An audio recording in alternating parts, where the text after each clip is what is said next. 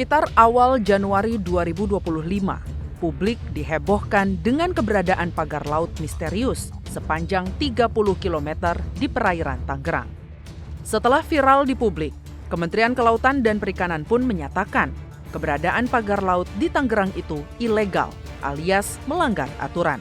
Pasalnya, pembangunan pagar laut tidak memiliki izin dasar kesesuaian kegiatan pemanfaatan ruang laut atau KKPRL. Belum selesai pagar laut di Tangerang, muncul pagar laut lainnya, yaitu di pesisir laut Desa Segarajaya, Kecamatan Tarumajaya, Kabupaten Bekasi, sepanjang 2 km dengan lebar area 70 meter. Pagar laut itu pun dinyatakan tidak memiliki izin KKPRL. Menjalankan fungsi pengawasannya, DPR RI melalui Komisi 4 melakukan peninjauan ke lokasi pagar laut di Tangerang dan Bekasi.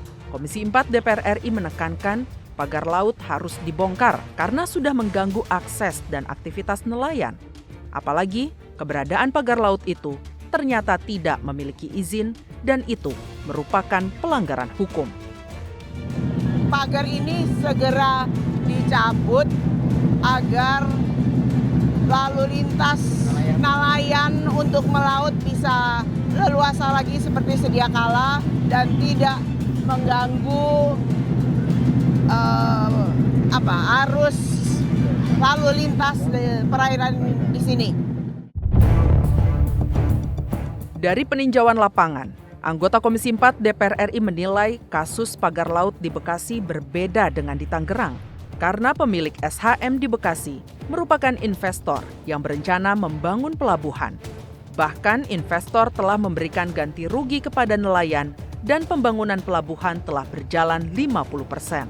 Sementara terkait dugaan pelanggaran dalam penerbitan sertifikat HGB dan SHM di area perairan Tanjung Pasir, Teluk Naga, Tangerang, harus ditindaklanjuti Menteri Kelautan dan Perikanan bersama Menteri ATR BPN.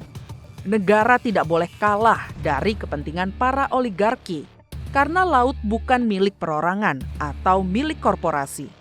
Kinerja KKP sangat disayangkan sehingga terjadi pemasangan pagar laut dan baru ditindaklanjuti setelah viral di publik. KKP seharusnya tidak memiliki halangan untuk mengusut kasus pagar laut sampai ke ranah hukum secara tegas, tuntas, dan transparan, mengingat sudah ada instruksi langsung dari Presiden Prabowo untuk membongkar pagar laut. Bahwa ruang laut itu tidak bisa dikapling-kapling, ya, sesuai dengan undang-undang yang ada dan peraturan yang ada. Oleh karena itu ini menjadi tonggak dari kesadaran kita akan wilayah ruang laut yang dilindungi secara internasional melalui perjanjian UNCLOS atau Konvensi Hukum Laut Internasional.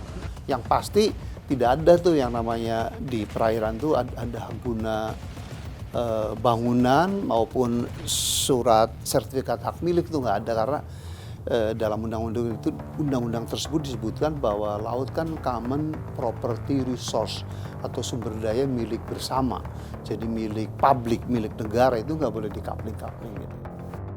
Tidak sekedar meminta Menteri Kelautan dan Perikanan menindaklanjuti kasus pagar laut termasuk dalang penerbitan izinnya.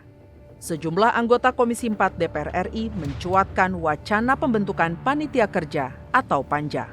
Namun, usulan itu belum disepakati dalam rapat kerja. Komisi 4 DPR memutuskan memberi waktu lebih dulu kepada KKP untuk menyelesaikan polemik pagar laut di Tangerang dan Bekasi. Jika penanganannya lamban, bukan tidak mungkin opsi pembentukan Panja akan diambil Komisi 4 DPR RI.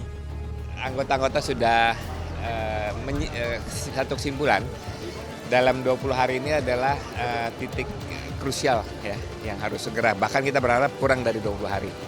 Kalau misalkan masih tidak kejelasan, kawan-kawan anggota mengusulkan dibentuknya Panja atau Pansus.